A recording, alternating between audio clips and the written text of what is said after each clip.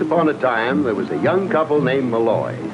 Now, Mike Malloy was very proud of his bride, and Molly Malloy was very proud of Mike, although she still wasn't used to being called Mrs. Malloy. As you can plainly see, neither Mike, nor Molly, nor Chauncey, their car, had a care in the world.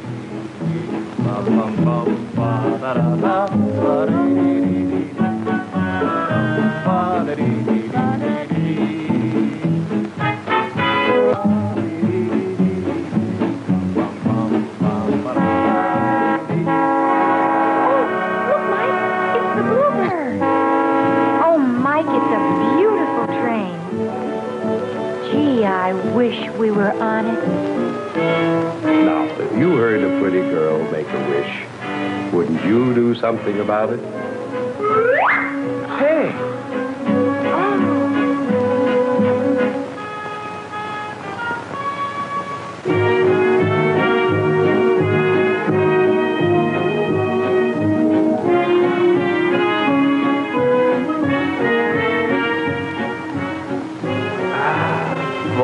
What a way to travel. It's a gorgeous train. I wish we could see the rest of it. That's easy. We're all proud of the Bluebird. My, this is interesting. There are several throughout the train. This is another parlor car. You'll notice it has a dome, too. This Bluebird room is for lounging, for private parties, or for business conferences. Say, that's important to executives. Nobody loses time. And for those who wish, a cocktail lounge. Beautiful train. Who thought of all this? Many artists and designers, and at least 70 other kinds of specialists. Many, of course, from the Wabash's own mechanical and passenger departments. It's a big job to design a modern streamliner. A modern train like the Bluebird must cost a fortune. Well, the Bluebird cost nearly $2 million, and that's only a drop in the bucket compared to the total we're spending on new equipment. Of course, the Bluebird has a lot of under-the-hood features you can't see. For example, soundproofing to ensure a more quiet ride. The springing system of the roller-bearing wheels we're riding on, and the special couplers between the cars, and an individual air conditioning unit for each car.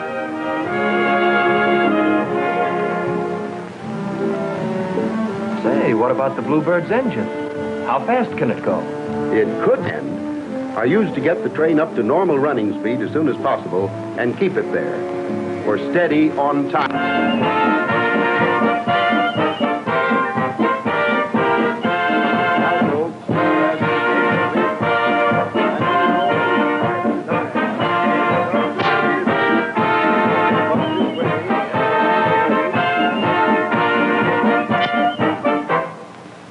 Welcome to the Rogers, about to begin the first railroad trip ever made in the Mississippi Valley. Step aboard, folks, step aboard, and help us make this day, November the 8th, 1838, a bright spot in history. Welcome to the Rogers. Well, welcome to the Rogers, folks.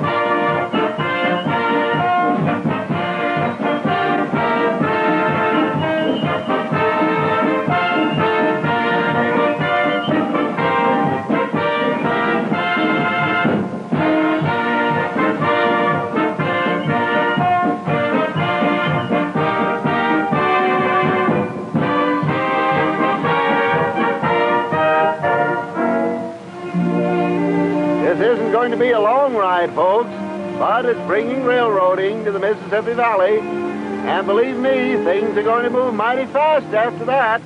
You can bank on the Wabash, the friendly, friendly road. You can bank on the Wabash to bear your heavy load. For its branches like fingers stretch over fertile land. The heart of our country lies in its friendly hand. As the trains go, they say hello to people far and near. And the Bluebird is the new word in travel. Comfort, cheer to St. Louis, Chicago, wherever you're aboard. You can bank on the Wabash, the friendly, friendly road. Why, I got me a hunch that one of these days, this little 8-mile section of high iron we're riding on will be a railroad system of 2,400 miles, stretching all the way from Buffalo to Kansas City and Omaha, from St. Louis to Chicago and Detroit, right through the heart of America. A bridge line joining the railroads of the nation, north and south, east and west. I can see it clear. I reckon shippers will learn they can bank on the Wabash. Why, one of these days, I bet you they'll have passenger trains that'll go swooshing along faster than a mile a minute or more. They'll be trains with names you can actually sleep in.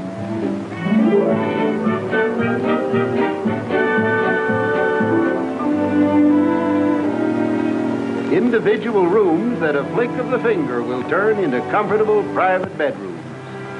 All sizes, too. Detroit.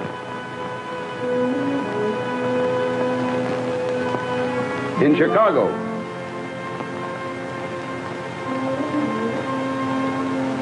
And in Omaha. And in a lot of other cities, big and little. Of course, I won't ever see them, but they'll have them. And the freight trains they're going to have. Fast and run on tight schedules like passenger trains. Can't hardly believe my own predictions. But I figure the railroads are going to haul practically everything used in the whole United States.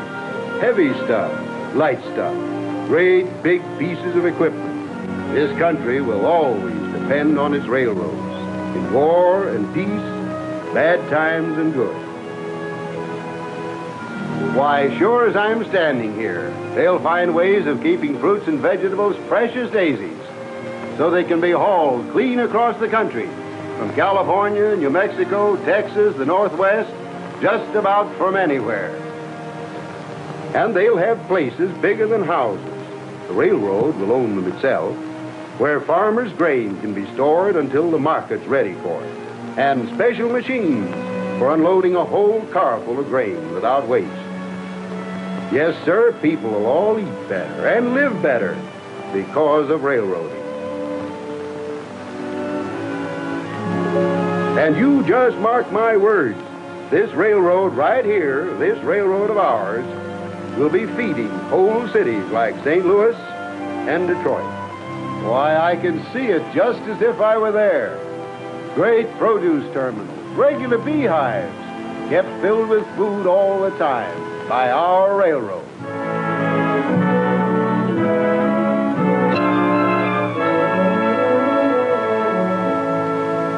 Of course, it's going to take a powerful lot of rolling stock to run a really good railroad, as I see it, and they'll have to spend all sorts of money.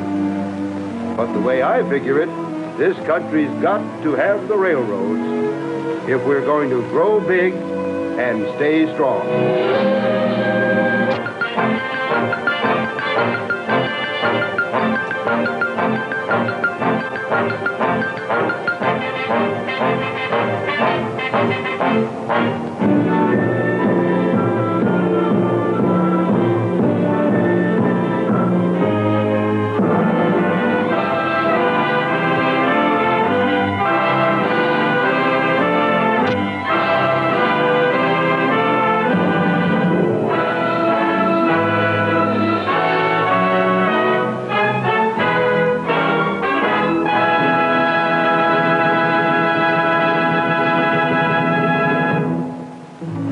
It's going to take people in just about every trade and profession to keep things running smoothly and on schedule.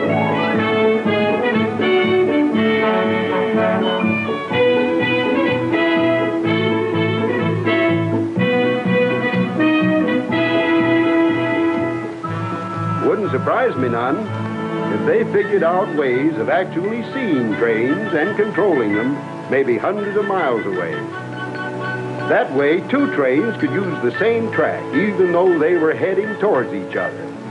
Because the dispatcher could signal one train to slow down and then set a switch to put it on a side track, even though he was miles away and couldn't even see the two trains.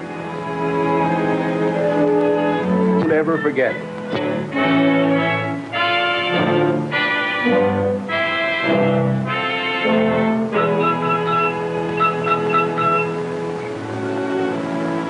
Sure, and the railroad yards and the stations will be so big that when a train's about due, they'll use special long-distance writing systems to let all the railroad people know what train it is, what time it's coming in, and on what track. Of course, all the railroads will use each other's freight cars, and they'll find ways of keeping track of every car right down to the fraction of a mile. Railroads will work together. You mark my words.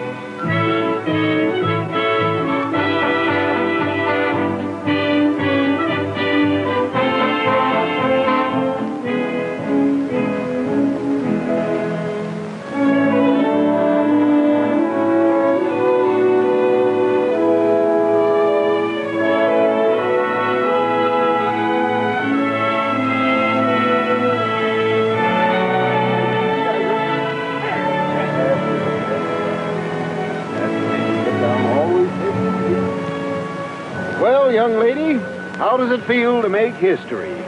I guess I'll take the bluebird. La la la la la la la la la la la la la la la dum dum dee dee dee dee da da da la la la la da da dum. Say, I'm hungry. Luncheon is now being served in the dining car forward. Let's eat.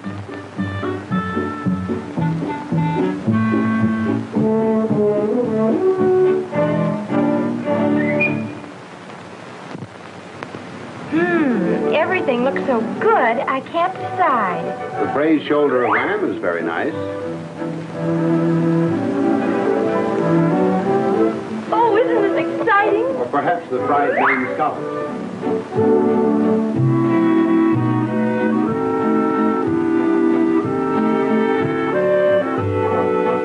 Say, haven't I seen you someplace before? You may have, sir. I've been with the Wabash a long time. Most people stay with the Wabash a long time. Or would you prefer chicken croquettes? Before I starve, will you? I think I'll take the first one, braised shoulder of lamb. Just like a woman. Listens to the whole list, then takes the first one. And what will you have, dear? Lamb. Gosh, Molly, just like a regular restaurant, isn't it? Well, nowadays, a dining car is a restaurant. There's no doubt of it. With the food cooked in kitchens the size of a cupboard, I'll bet. Most people think of a dining car kitchen as something like this.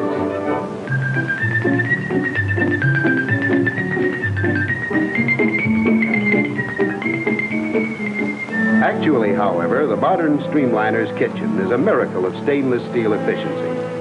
Preparing 200 or 300 meals at one mealtime is routine for these boys. Everything just shines. A good chef wouldn't have it any other way, even if he didn't have to meet the health requirements of every state the train passes through.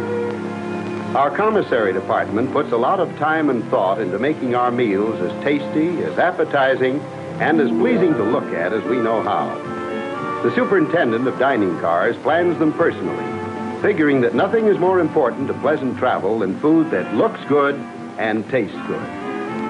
Last year, for example, we bought 25,368 pounds of meat and 156,200 pounds of potatoes, among other things, for the 804,129 meals served in our dining cars. I used to think of railroads as just hauling things from one place to another. I didn't realize they bought and used so much themselves. Well, railroad's a big consumer, all right. That's one reason railroads are so important to the communities they serve. The regular shopping list of our purchasing department runs into tens of thousands of items. As a matter of fact, our total bill amounts to millions of dollars every year. Dollars that go right back into the communities served by the Wabash.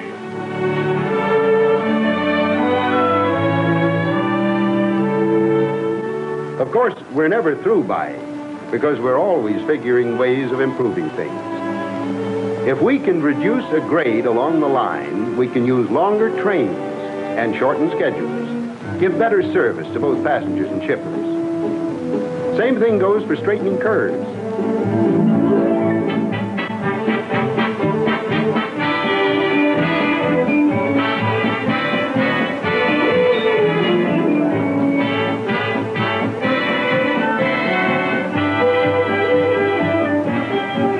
In fact, we spare no effort to keep the roadbed in perfect condition and to keep things moving. We've made our big yard at Decatur one of the most modern anywhere. Electronic and other up-to-the-minute equipment makes it almost a push-button operation, all designed to keep the wheels rolling on Wabash tracks. All this effort to make our road second to none and keep it that way helps the community, too. A railroad helps the community in lots of other ways as well. Business in our community, like this big automobile assembly plant. By helping to bring it into our territory, more than 3,000 new jobs were created.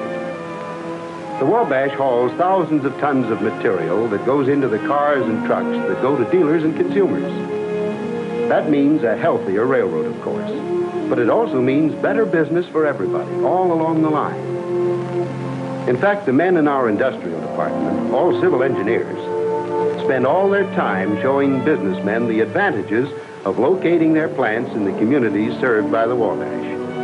And a great many industries have found in their balance sheets proof that it pays to locate on the Wabash.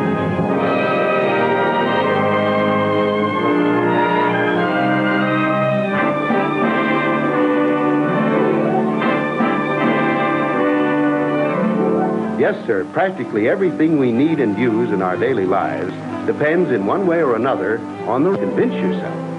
Just imagine. Just try to imagine what things would be like if the railroad suddenly stopped running.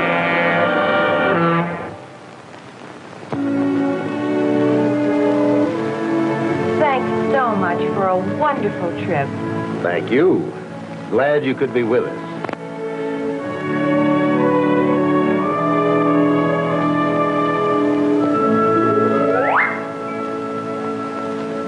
Bluebird, for a wonderful, wonderful ride. Ba-da-dum, bum, da-dum, bum, bum, ba-da-dum, bum, bum, bum.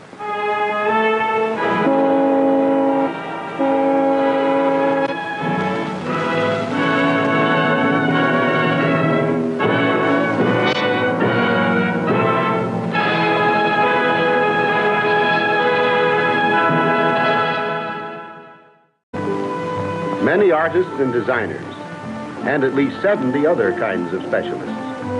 Many, of course, from the Wabash's own mechanical and passenger departments. It's a big job to design a modern streamliner.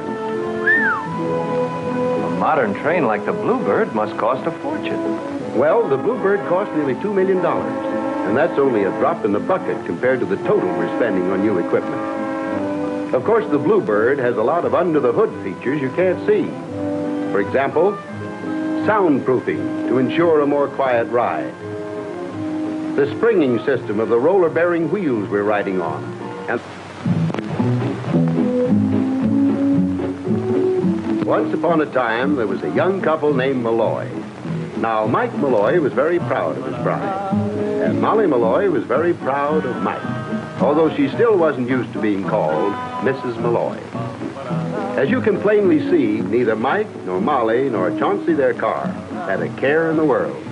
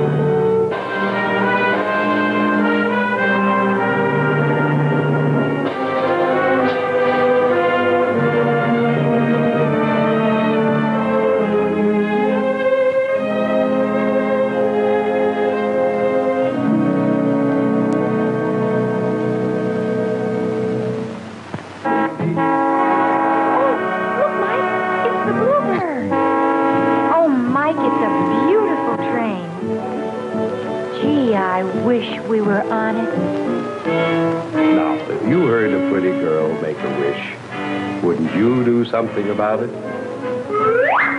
Hey,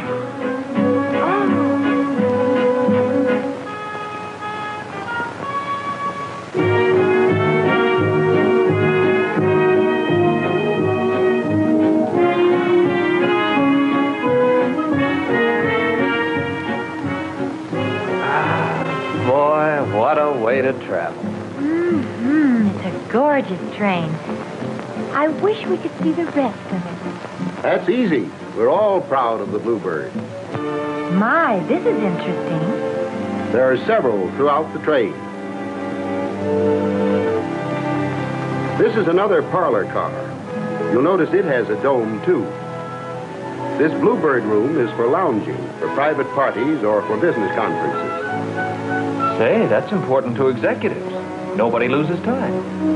And for those who wish, a cocktail lounge. Wonderful train. Who thought of all this?